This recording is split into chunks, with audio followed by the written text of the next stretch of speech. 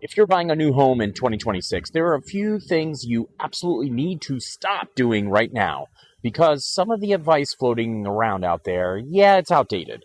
Old strategies that worked a few years ago are now causing buyers to miss good homes, lose in multiple offer situations, or overpay without realizing it. The market has shifted, and smart buyers are adjusting. In this video, I'm breaking down the buying advice that no longer works in 2026 and what you should be doing instead if you actually want to win in today's market. Let's get into it. First thing, buyers need to stop doing waiting for the perfect market. I hear this all the time. I'm just going to wait until prices drop.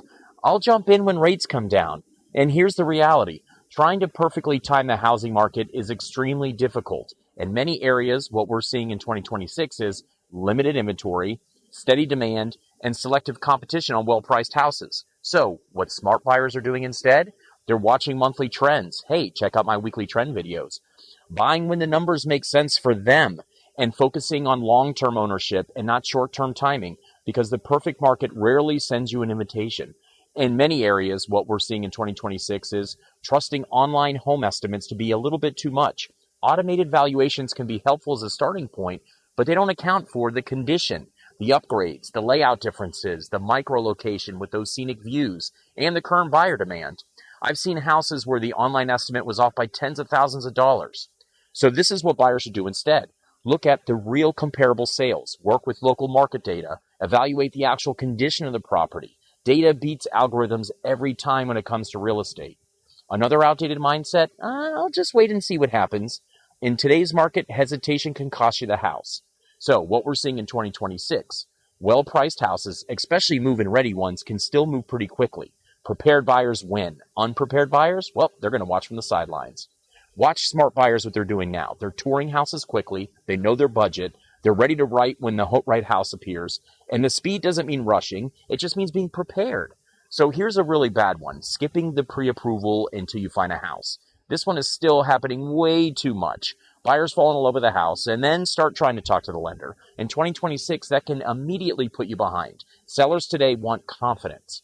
If your offer shows up without strong financing in place, many sellers are simply just going to move on. What to do instead? Get fully pre-approved early.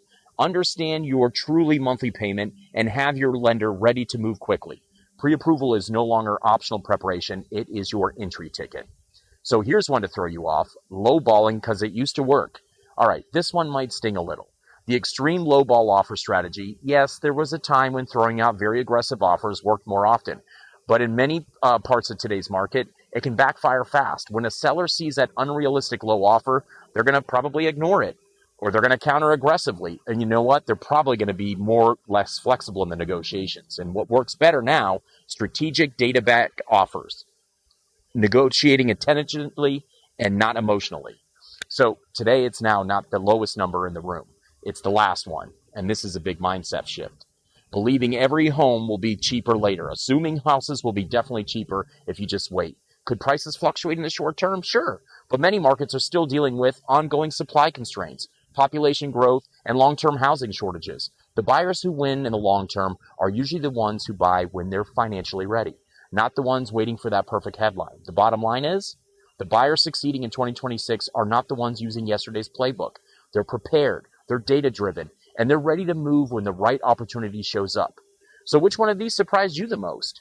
Or have you been told advice that just doesn't seem to work anymore? Drop it in the comments below. And if you're planning to buy here in the Central Florida area, Oviedo, Winter Springs, and you want a smart strategy for this market, reach out at any time. I would be happy to help you. And stay tuned for my next video on sellers. This is Call Chris Cap with Luker & Co. See ya.